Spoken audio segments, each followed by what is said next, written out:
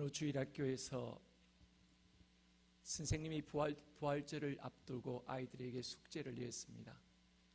얘들아, 다음 주일이 부활절이니 한 주 동안 예수님의 부활에 관계된 물건을 하나씩 준비해 오너라. 드디어 부활절이 되어서 아이들이 각각 상자에다가 숙제를 담아서 왔습니다.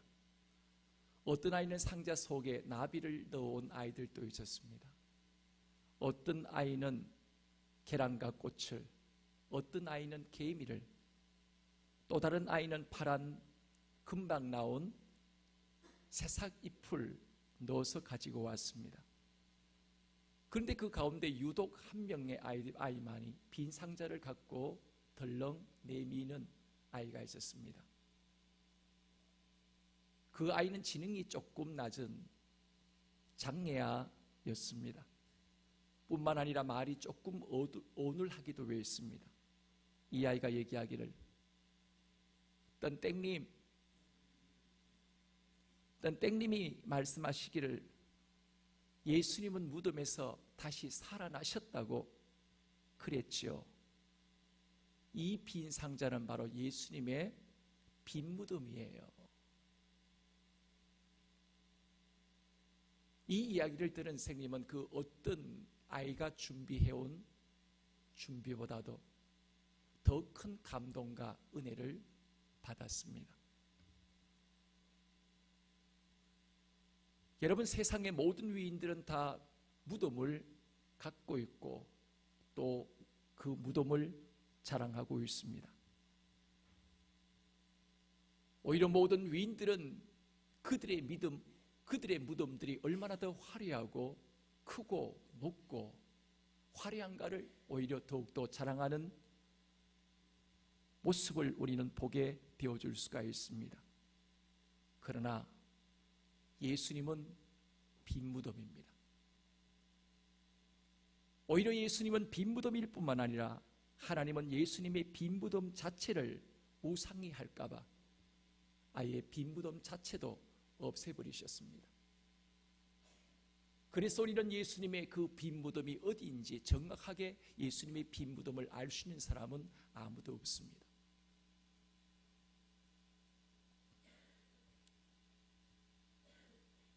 고린도전서 15장을 보통 일컬어 이야기하기를 부활장이라고 이야기를 합니다.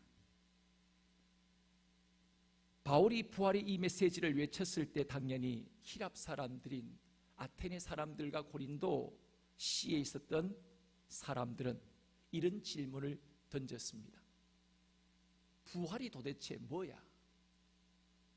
부활이 도대체 무엇이길래 부활이라고 이 얘기를 하는가? 부활이 도대체 무엇인가? 오늘 고린도전서 15장 이 말씀은 그 답변에 대한, 그 질문에 대한 답변입니다. 바로 부활은 이런 것입니다. 이것이 바로 부활입니다. 이것이 바로 예수 그리스도의 부활입니다.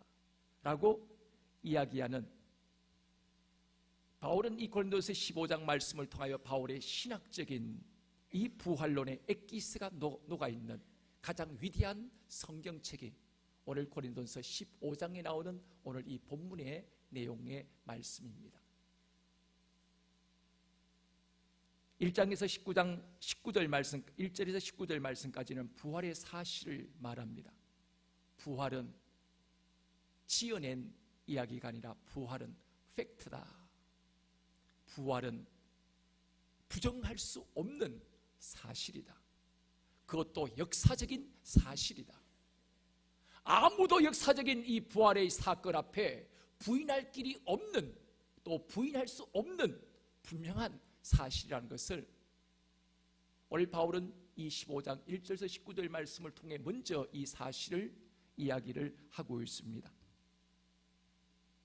부활은 누가 만들어낸 이야기가 아닙니다.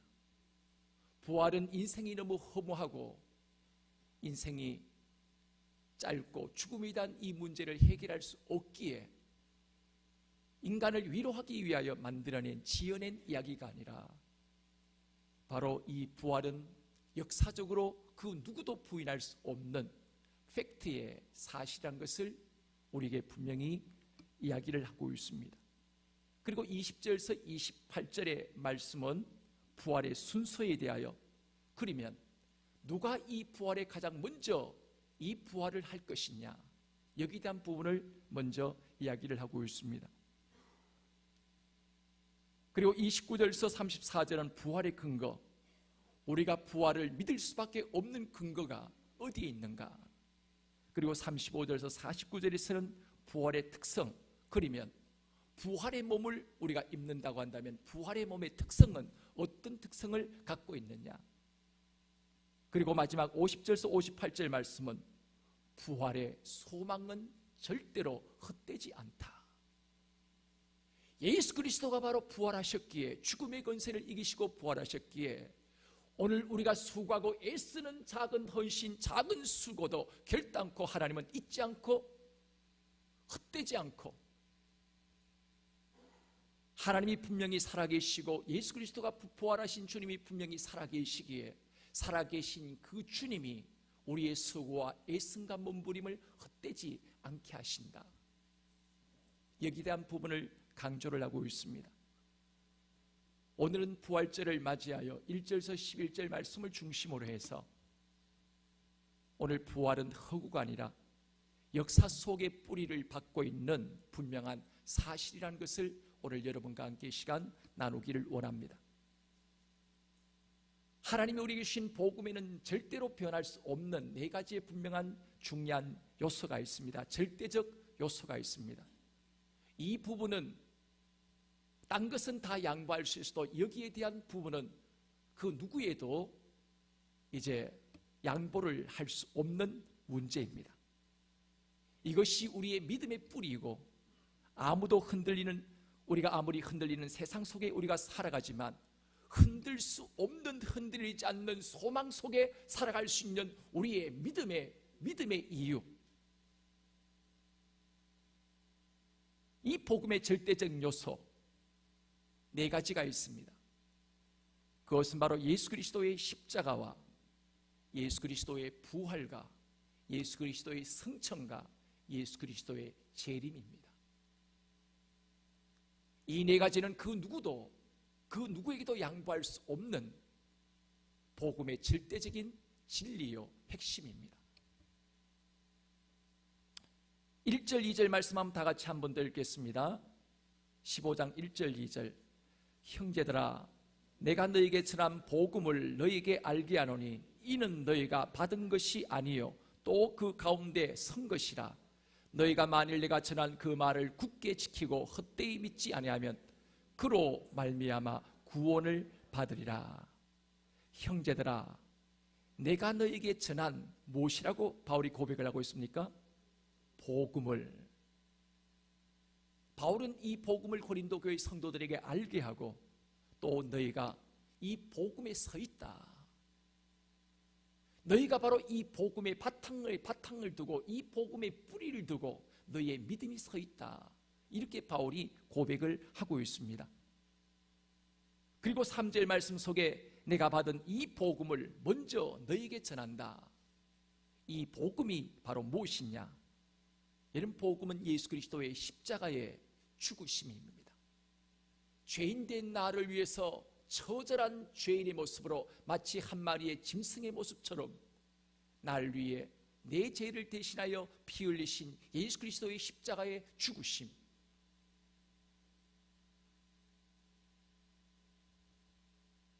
그러나 만일 십자가만 강조한다면 이것은 복음이 아닙니다. 복음에는 또 반면 뒤에 감추어진 또 한 면이 있습니다. 마치 동전의 양면처럼 죄인된 나를 위해서 예수 그리스도가 십자가에 죽으셨을 뿐만 아니라 나머지의 반쪽, 그 예수님이 죽음의 권세를 이기시고 부활하셨다는 것입니다. 예수 그리스도는 스스로의 힘으로 구원받을 수 없는 죄인들을 구원하기 위하여 우리의 죄를 대신 짊어지시고 십자가에서 죽으셨습니다. 또한 죽으실 뿐만 아니라 그는 또한 우리가 새로운 생명 가운데 살아갈 수 있도록 하기 위해 다시 부활하셨습니다. 그런데 이 부활이 어떻게 이루어졌습니까? 3절 4절 다시 한번 읽어보겠습니다.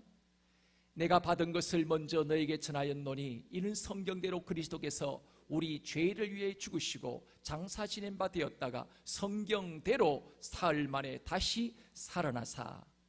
3절 4절 말씀 속에 계속 강조되어지는 단어가 무엇입니까? 성경대로라는 단어입니다. 예수 그리스도의 죽으심은 어느 날 갑자기 일어난 사건이 아니요, 예수 그리스도의 부활 또한 어느 우연적 돌발적 사건을 통해서 일어난 사건이 아니라는 것을 우리에게 말씀하시고 있습니다. 구약 성경에 나오는 모든 성경이 오실 메시아에 대한 예언의 말씀입니다. 그 예수님이 우리를 위해서 어떻게 죽으시고 어떻게 부활하실 것에 대한 그 사실을 예표적으로 구약의 모든 성경은 우리에게 말씀해 주고 있습니다. 구약의 모든 말씀, 구약의 모든 사건, 구약의 모든 제사, 구약에 나오는 모든 절기들, 이 모든 것을 통하여 예수 그리스도의 죽으심과 부활의 모든 초점들이 맞춰져 있습니다.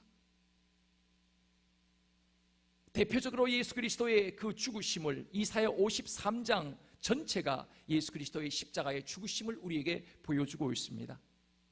그 가운데 대표적으로 4절, 7절 말씀 읽으면 그는 실로 우리의 질고를 지고 우리의 슬픔을 당하였거늘 우리는 생각하기를 그는 징벌을 받아 하나님께 맞으며 고난을 당한다 하였노라. 그가 찔림은 우리의 허물 때문이요 그가 상함은 우리의 죄악 때문이라. 그가 징계를 받음으로 우리가 평안을 누리고 그가 채찍에 맞음으로 우리가 나음을 입었도다. 그리고 절기로는 예수님의 부활을 상징하는 초실절을 우리에게 구약을 통하여 예수 그리스도의 부활을 우리에게 예표로 보여주고 있습니다. 초실절의 의미가 바로 첫 열매입니다. 첫 열매를 하나님께 바치는 절기가 바로 초실절입니다. 이 첫 열매가 무엇을 상징합니까? 오늘 말씀 속에 15장 23절 말씀 속에 그러나 각각 자기 차례대로 되리니 먼저는 첫 열매인 그리스도요 다음에는 그가 강림하실 때 그리스도에게 속한 자요 그 후에는 마지막이니 그가 모든 통치와 모든 권세와 능력을 멸하시고 나라들을 아버지 하나님께 바칠 때라. 바로 예수 그리스도가 부활의 첫 열매가 되심을 통하여 우리도 함께 예수님처럼 이렇게 부활하게 되어질 것을 예표적으로 초실절을 통하여 하나님은 우리에게 예수 그리스도의 부활의 사건을 미리 우리에게 보여주신 구약적인 바로 복음입니다.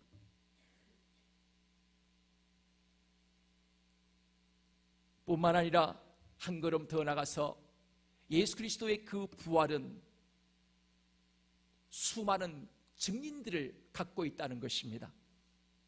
베드로 게바가 보았습니다. 12제자가 보았습니다. 그리고 500여 형제들이 보았습니다. 나중에는 만삭되지 못한 바울 자신이 부활의 그 주님을 체험했다고 그는 분명하게 고백을 하고 있습니다. 만일 한두 사람이 환상을 통하여 헛개비를 통해서 부활하신 예수님을 만났다면 그야말로 예수님의 부활 사건 가운데 주장이 나오는 그 이론 가운데 하나가, 신학적 이론 가운데 하나가 환상설입니다. 예수님은 실제로 부활하신 것이 아니라 예수님의 제자들이 환상을 보았을 것이다.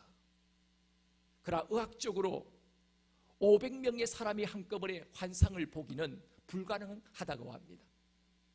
그런데 이 예수님의 제자들이 500명이 한꺼번에 부활하신 주님을 볼 수가 있었습니다. 오늘 주님은 바울을 통해 우리에게 강조하는 것이 무엇입니까? 예수님의 부활은 아무도 거부할 수 없는 역사적인 팩트다, 사실이다. 이 사실을 계속해서 우리에게 강조를 하고 있는 것입니다. 뿐만 아니라 오늘 이 부활의 사건이 분명한 사실은 오늘 또 내 안에 부활하신 역사하시고 살아계신 그 주님이 오늘 여러분과 저의 안에 지금도 살아계셔서 내 삶을 변화시키시고 우리의 삶을 움직여 가시고 계시기 때문인 것입니다. 그러나 세상은 여전히 부활의 주님을 거부합니다. 오히려 예수 그리스도의 십자가의 그 죽으심이 실패라고 이야기를 합니다. 거짓에 대한 참의 실패요, 불의에 대한 정의의 실패요, 미움에 대한 사랑의 실패요, 비진리에 대한 진리의 실패요, 마귀에 대한 하나님의 실패라고 세상은 말합니다. 과연 예수 그리스도의 십자가가 실패일까요? 만일 예수님의 십자가만이 존재하고 만일 부활의 사건이 없었다면 십자가는 분명한 실패라고 말할 수 있습니다. 그러나 주님은 십자가에 달려 죽으셨다가 3일 만에 부활하심을 통하여 명백한 예수 그리스도의 승리를 우리에게 보여주고 있습니다. 인간의 죽음의 역사를 생명의 역사로 바꿔놓은 절대절명의 의미심장한 사건임을 오늘 주님은 우리에게 말씀하시고 있습니다. 그러기에 예수 그리스도의 부활은 인간의 거짓된 역사를 진실한 역사로 바꾸어 나왔습니다. 인간의 죄악된 역사를 정의의 역사로 바꾸어 나왔습니다. 인간의 죽음의 역사를 생명의 역사로 바꾸어 나왔습니다. 마귀가 지배하는 인간의 역사를 하나님이 통치하시고 다스리는 신령한 역사로 바꾸어 놓았습니다. 주님이 부활하셔서 살아계시기에 언제나 에스겔 꼴짝의 마른 뼈 같은 소망 없는 인생들과 역사에도 다시 꽃이 피고 마른 뼈들이 다시 살아나고 회복되어지는 오늘 또 놀라운 하나님의 역사가 임하게 되어줄 수가 있습니다. 그래서 우리는 부활의 주님을 찬송할 수밖에 없습니다. 베드로전서 1장 3절 말씀 속에 우리 주 예수 그리스도의 아버지 하나님을 찬송하리로다. 그 많으신 긍휼대로 예수 그리스도를 죽은 자 가운데서 부활하게 하심으로 말미암아 우리를 거듭나게 하사 산 소망이 있게 하시며. 여러분, 예수님의 부활은 우리에게 세 가지의 확실한 근거를 제시합니다. 첫 번째는 주님이 부활하셨기에 나를 거듭나게 만드는 근거가 되었다는 것입니다. 우리를 거듭나게 하사 저 인간은 안 될 거야, 저 인간은 싹수가 노래, 저 인간은 아무리 세상이 뒤집혀도 저 인간은 변하지 않을 거야. 하나님은 부활하신 주님은 그런 인간을 변화시키셨습니다. 예수님의 부활은 또한 우리들에게 산 소망을 갖게 만들었습니다. 어떤 인생의 어려움도 여러분과 저를 이제 더 이상 무너뜨릴 수 없습니다. 우울증도 오늘 밤 이렇게 눈 감았다가 내일 아침에는 눈을 뜨지 않았으면 좋겠다. 우울증으로, 때로는 인생의 고달픔과 아픔으로 오늘 밤이 내 인생의 마지막 밤이 되었으면 좋겠다. 하나님, 내일 아침에 내 눈으로 이 땅에 눈 뜨지 않도록